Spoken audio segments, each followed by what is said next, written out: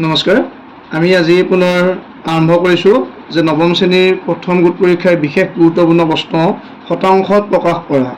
এতিয়া ফাৰ্ষ্টতে প্ৰশ্নটো আমি লোৱা আছে এ 2/5 2/5টোক যদি আমি শতাংশত প্ৰকাশ কৰিব লাগে, আমাৰ এটা নিয়ম আছে, যেতিয়া মান এটাক আমি শতাংশত প্ৰকাশ কৰিম তেতিয়া আমি সদায় 100ৰে পূৰণ কৰিব লাগে। শতাংশত প্ৰকাশ কৰাৰ নিয়ম হ'ল আমি 100ৰে পূৰণ কৰিব লাগে। সেয়েহে এ নম্বৰ প্ৰশ্নটোত আমাক দিয়া আছে 2/5। ইয়াক আমি শতাংশত প্ৰকাশ কৰিবলৈ ইয়াৰ লগত আমি 100 পূৰণ কৰিম আৰু তাৰ পিছত আমি শতাংশৰ চিনটো দিয়া হয়। এতিয়া ইয়াক 100 পূৰণ কৰিবলৈ হ'লে এই 5টো আমাৰ ভগ্নাংশটোৰ তলত আছে আৰু 100টো আমাৰ ভগ্নাংশৰ ওপৰত আছে। সেয়েহে আমি জানো যে তলৰ মানটোৰে ওপৰটো কাটাকাটি যায়।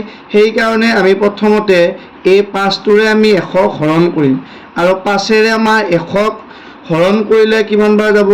20 বাৰ যায়, কাৰণ 5ৰে 10ক 2 বাৰ যায় আৰু 0টো 0 বাৰ যাব। এতিয়া আমাৰ হাতত থাকিল 2 পূৰণ 20 মানে 20%। চ' 2ৰ লগত যদি 20 পূৰণ কৰা হয় তেতিয়া আমাৰ হ'ব 40%। এইটো হ'ল এ নম্বৰটো। নেক্সট আমি কুৱেশ্যন নম্বৰৰ বিটো চাম। বিটোত আমাক দিয়া আছে 3/4।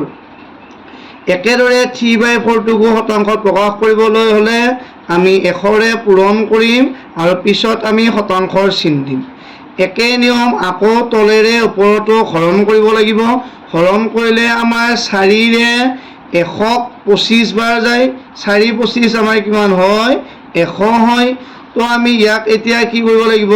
3 পূৰণ কাক পূৰণ কৰিব লাগিব? আমি 25ক, পিছত শতাংশৰ চিন।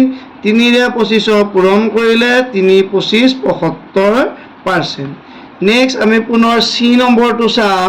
চি নম্বৰটো দিয়া আছিলে 4/5। শতাংশত প্ৰকাশ কৰিবলৈ হ'লে 100 পিছত এটা পাৰ্চেণ্টৰ চিন দিব লাগে। একে নিয়ম আকৌ আমাৰ 5ৰে 100 কিমান বাৰ যায়? 20 বাৰ যায়। এতিয়া আমি কি কৰিম? 4ৰ লগত 20টো পূৰণ কৰিম আৰু 4ৰ লগত 20 পূৰণ কৰিলে কি হয়? 4 2 8, পিছত এটা 0, 80%।